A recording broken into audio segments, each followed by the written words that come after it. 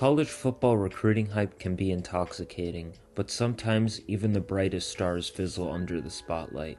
From five-star phenoms who never found their footing to once heralded prospects who became cautionary tales, the modern era is full of what could have beens, stories that still make fans shake their heads.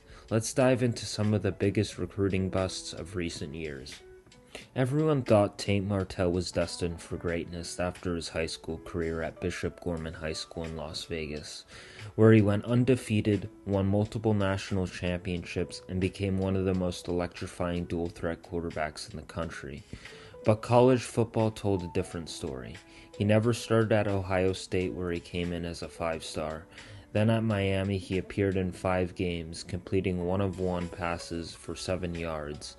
And at UNLV, he played in 2 games, completing 2 of 6 passes for 27 yards, with 1 touchdown and 0 interceptions. He transferred twice, hoping to crack a starting job, even briefly switching to wide receiver, but never locked down a consistent role.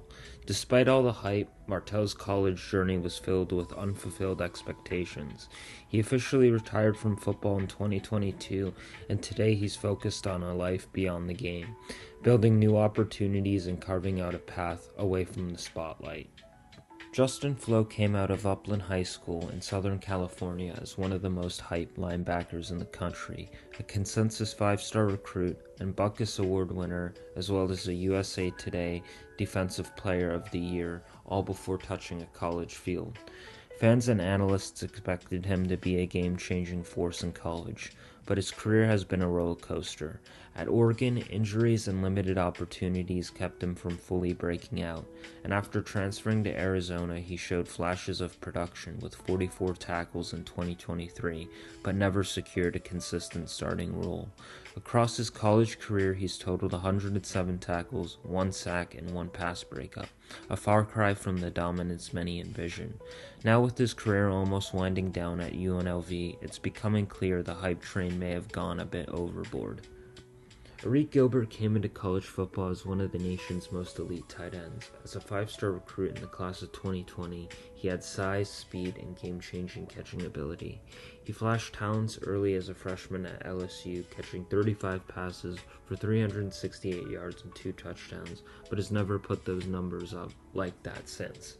After transfers to Georgia and Nebraska, Gilbert now finds himself at D2 Savannah State, where he's played in 6 games, catching 19 passes for 258 yards and a touchdown. Yet, his on-the-field story is overshadowed by his continuous string of off-the-field struggles. As of 3 weeks ago, he's arrested in Georgia on shoplifting and obstruction charges. Despite all of this, he still has 2 years of eligibility, but it's safe to say his football career is up in the clouds at this point.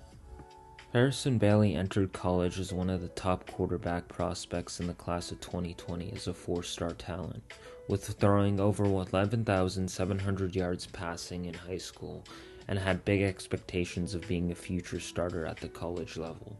He started his career at Tennessee, finishing his freshman year completing 48 out of 68 passes for 578 yards and 4 touchdowns and 2 interceptions in the limited time he saw, but never locked in the long-term starting role. Over the next few years, he would transfer to UNLV and then to Louisville. He had flashes like earning Sun Bowl MVP in his first ever start in 2024 in the bowl game, yet the full breakout never happened. His career numbers speak to that, completing 108 completions on 171 attempts with a 63.2 completion percent in his career, and throwing 1,190 yards, 10 touchdowns, along with 3 interceptions. Now in 2025, Harrison is a depth quarterback for the Florida Gators. Antonio Fano was one of the most hyped defensive line recruits in the country, a true 5-star prospect from New Jersey, who drew comparisons to elite NFL talent. Coming out of high school, he dominated with 76 tackles, 28 for loss, and 10 sacks in his senior season, making him a top 5 recruit nationally. He originally committed to Alabama, but despite the hype, he never played a game there, reportedly quitting on the program and struggling with eligibility and team rule issues. He transferred to Colorado, but again off-the-field challenges and a diagnosis of epilepsy prevented him from making an impact on the field. Alfano finally got some playing time at junior college, posting modest stats and later earning a brief shot in the CFL with the Edmonton Elks. Though injuries and setbacks limited his professional career, his story is still a striking example of how elite potential doesn't always translate to on-field success, but the talent and hype were undeniable.